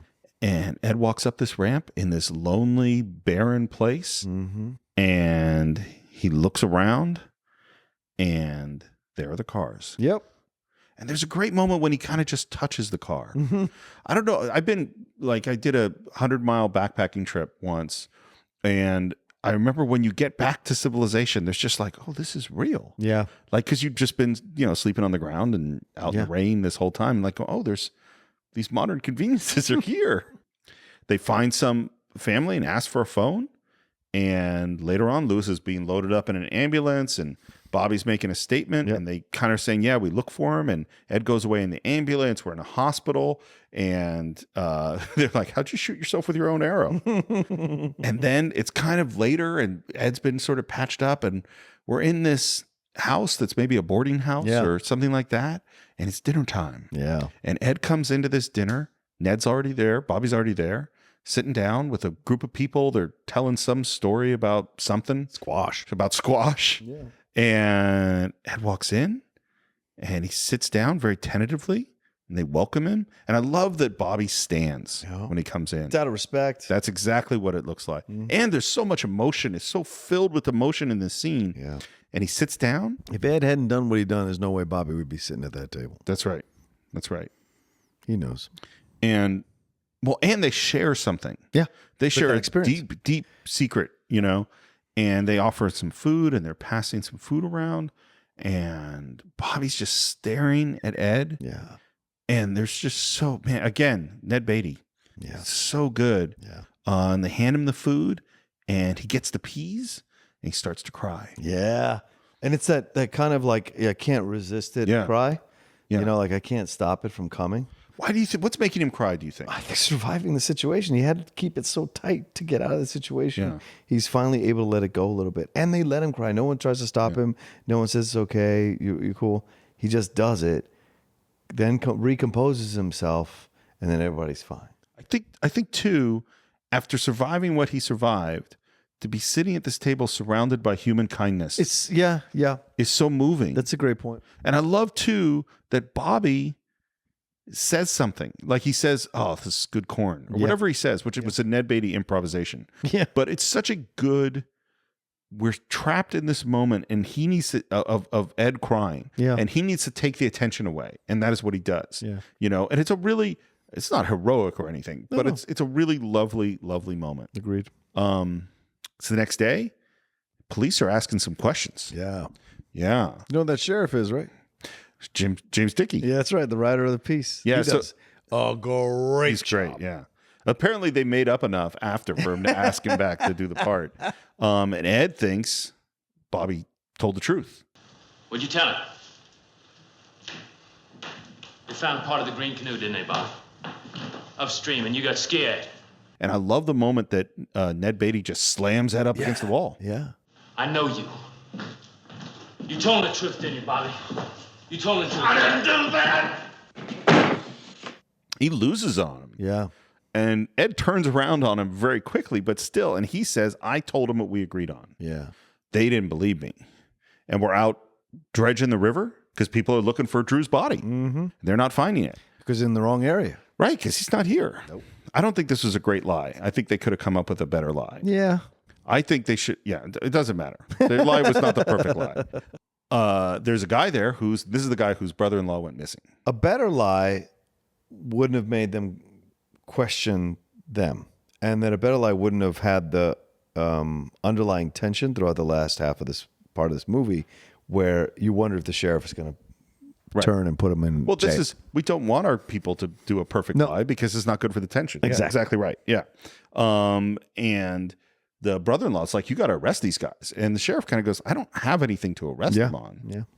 They're lying, sheriff. And Ed and Bobby exchange a look. And now we're in a cab. And the guy there is also a local guy talking about the town. It's a weird guy, man. Well, weird place. Yeah, true. And they're talking about this dead town that's going to be, which is real. There were really towns flooded by dams like this. Yeah. And then there's this moment of, sorry, got to wait for the church. Yeah. Because they're hauling because the church is being towed out of town. Yeah. There's that shot of that steeple and the bell ringing in the church. Mm-hmm. This is where the symbolism of this movie is just powerful. Yeah, agreed. We go to the hospital to go visit Lewis. Yeah. And we hear, be nice to him. He might lose his leg. And he's been unconscious. And there's a police officer right there. Yeah. And they go up to him to tell him their story has changed a little bit. And they're like, Whispers Lewis, it, like, I got to tell you something. audibly. Yeah, the story's changed. And then Lewis kind of opens his eyes. And the first thing he says is, What happened on that last set of rapids? I don't remember nothing. Well, the first thing he does is wink. oh, did he wink? Yes. I You ever missed seen the that? wink. I missed the wink. Yeah. As soon That's as, by the way, when I'm taking notes, I'm constantly typing of through the whole course. movie. So yeah, Yeah, I no, missed don't it. sweat it. Oh, that's great. as he leans in, he says, "We changed the story. Can you hear? We changed the story." And he looks up. Lewis opens his eyes and he goes, and he just does just the quickest of winks, and then goes into the whole thing. Says I don't remember nothing. Yep, loudly for the cop to hear. Yep. Ed is relieved, and that is just a perfect moment. That was his way of saying, "I know what you want me to do, Ed." Yeah. Now we're back at the cars, and Ed's got to drive Drew's car. Yeah. He pulls down the visor. Yeah, sees the wife and the child. Yeah. Yeah. And Bobby offers to drive and tell does. because he's an Ed insurance says no. guy. I'm sure he's used to telling people, "Hey, your family's dead, your family member's dead, or something." Yeah. and who rolls up but the sheriff? And there's a little conversation. He asks about who brought the cars down and was there another man with him and how did that all happen? And you could see Bobby is really close to breaking. Oh yeah, He is about ready to give it up. there were 4 laugh vests. Yeah. Ask why were there 4 life vests left? Bring an extra one. Yeah. And Bobby goes, "Oh yeah, we brought an extra one." And Ed goes, "No, Mm-hmm. Drew wasn't wearing his life vest. And why wasn't he doing that?" And a great look from Ed, and he says, "I don't know." Yep. Which is true. literally the truth. Yep. And the sheriff leans in and says, Don't ever do nothing like this again. Don't come back up here. Bobby, of course, goes, "You don't have to worry about that, Sheriff." And the sheriff's last line is, "I kind of like to see this town die peaceful." That's a fascinating line. I love that line. Yeah. And Which means he doesn't want any controversy. yeah, and the sheriff drives away. And the last moment is so interesting. Goodbye, Ed. Bye, Bobby. I don't think I'll see you for a while. I don't think they're ever going to see each other. I I mean, agree maybe with they'll that. see each other once or twice. When we do the sequel, Oh, Jesus. when they go to Barry Lewis, Yeah. who's actually dead, Burt Reynolds. Oh, fair. Michael bury him in the river. Ed goes out, looks out over the water. He kind of crosses over from a fence and climbs up a little hill. And he looks out and he sees graves. Yeah. They're digging up the cemetery. I mean, that's as symbolic as you can get. They buried 2 guys, one in the dirt and one in the water. Yeah. And this whole movie is about, or the end of it is about what's going to come up. Yeah. And if the past can come back. Right. And here you got people digging up the graves to move them somewhere else. Yep. Yeah. And then Ed's home. And he embraces his wife. We see the kid, Yeah. blonde hair. You know who that is? Who? Well, that's John Borman's son. Oh, You know where else we've seen John Borman's son? isn't he Mordred? Young Mordred. Yeah. That's Mordred. Wow. Yeah. This is the first of John Borman's movie he acted in. Wow. Interesting. And then there's a beautiful shot of the lake, water, little bubble.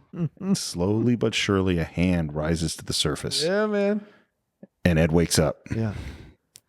Oh. Great. It's a great ending, man. So first of all, Borman says he was thinking about the Lady of the Lake when he shot this. Shut up. That's what he says. That makes sense. He also says that Brian De Palma shot the end of Carrie in reference to this. Oh, And interesting. De Palma loved this movie and thanked him and said, "I'm doing an homage to Carrie." Huh. And then what's so disturbing is his wife he wakes up from the dream. His wife wakes up and says, "Oh, it's okay, it's okay." She kind of holds him, goes back to sleep. And John Voight's eyes stay open. Yep. And the credits just roll over him awake. And they roll for a while. Right. I don't think he's going to sleep for a long time. Nope. Well, it's just like the credits that open when you see people talking. Real life is happening as the credits are being seen at the beginning of the movie. Real life is happening at the end of the credits as well. And I agree with you. It's an interesting choice to have him just be sitting there with his eyes. And then the open. very end is back to the lake. Yep. Back to the lake. Yeah. I wondered if Friday 13th took some of this from them. Sure. With the Jason coming out in the dream sequence. Sure. Out of the lake, So this was a huge hit. Yeah. Low budget movie. Huge hit. $46 million. Oh, really? Wow, that much. Wow, that's amazing. For that time, it's pretty incredible. Well, and it's like, this is the thing about the 70s is people were going to see hard, difficult, disturbing movies. Back then. Yeah. And what Borman said is, this movie only gets made in the 70s because this is the time the studios aren't, they're letting directors do what they want to do. Mm-hmm. Censorship is low. There were no test screenings. There were no cards. He got barely any notes from the studio. He just had his control, and they made the movie as he wanted to make. And he said, I want you to put out a soundtrack. And they're like, we're not going to do that. It's not a rock and roll soundtrack. It's not country. It's not really country and western. There's no lyrics. It's just dueling banjos. Yeah. Like, we're not putting a sound. He finally convinced them to do it. They released it in one market, and it became a huge hit. The soundtrack was a massive, massive hit as well. I'm not surprised. It got nominated for 3 Oscars for Best Picture, Director, and Editing. Lost them all. Because this is... Yeah, I think so. I thought John Borman won Best Director. No, because this is the year of Godfather. Oh, so and actually, Cabaret wins. He won for Best Director. Bob Fosse. Fosse won, and Godfather wins for Best Picture. Yeah, Godfather wins for Best Picture. Yeah. So it was a big year. Damn. But it's a fascinating movie. Interesting. Do you have any final thoughts? Shit. Yeah.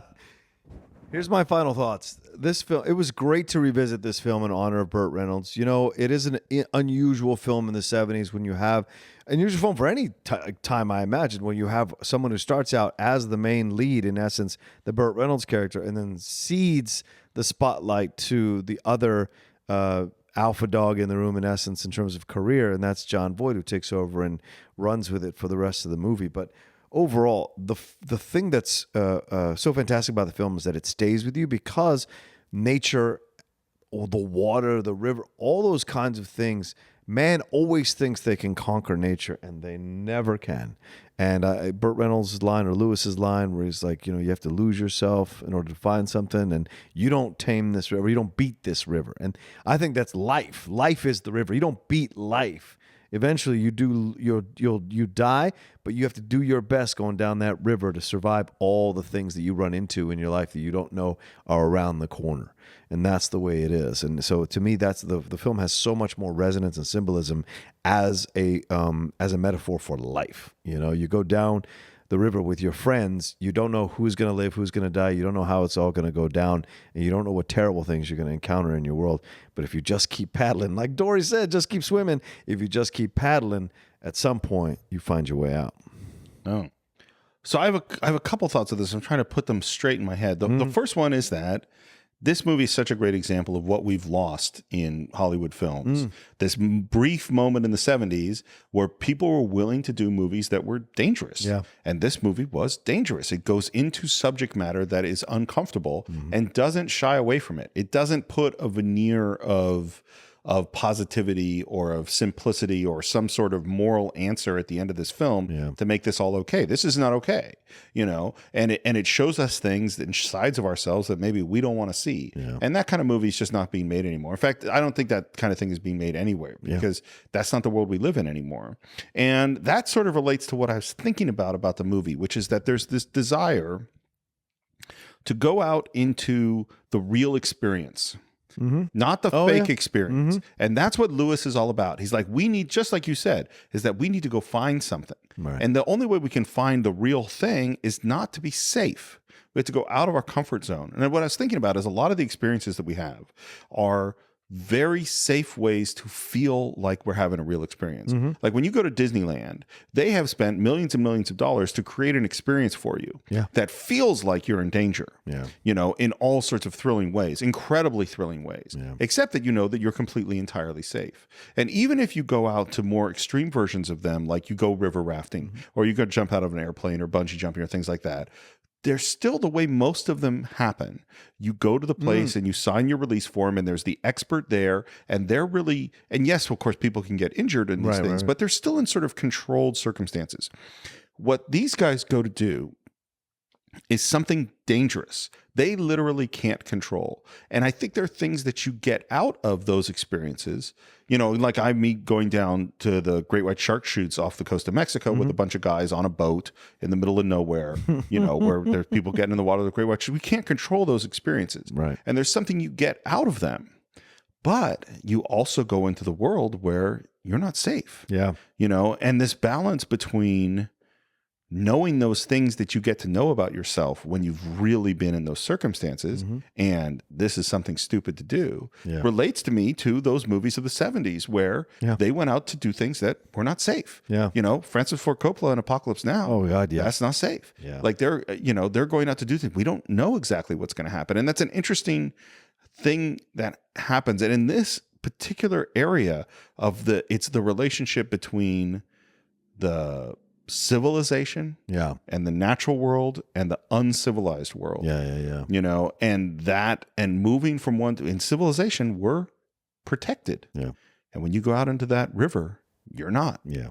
And that is a fascinating world to enter into and a world that you kind of want to be delivered from by the end. Very good. All right, so that's what we think of Deliverance. Of course, we always want to hear what you think. Please visit us on our Facebook page. Just do a search for the Cine-Files. Subscribe to us on iTunes or Stitcher or YouTube or TuneIn or any of those other places. And I'll tell you one other one, which is that we know some people who have had some trouble, whether it was on YouTube or other places, maybe listening to the show on an Android phone or in a location where there's restrictions. You know what you should do? You should go to our website, Cine-Files.net. You can listen to all our shows there. And it's a beautiful looking website. You can see all the artwork, see all the posters, and you could also buy or stream every movie we've ever reviewed there. Just go to Cine-Files.net. If you want to support the show, we definitely appreciate it. Go to patreon.com/thecine-files. You can choose a movie that we review, or even just throw in $1 a month. It's 25 cents a show for 2 hours of content. It's well worth it.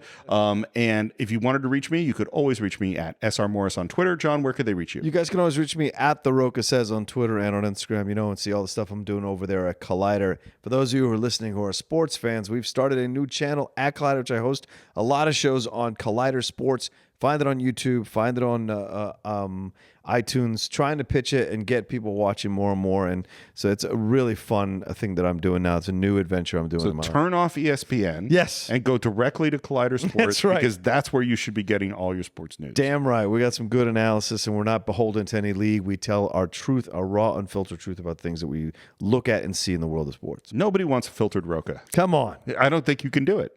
No. It doesn't exist. No. All right.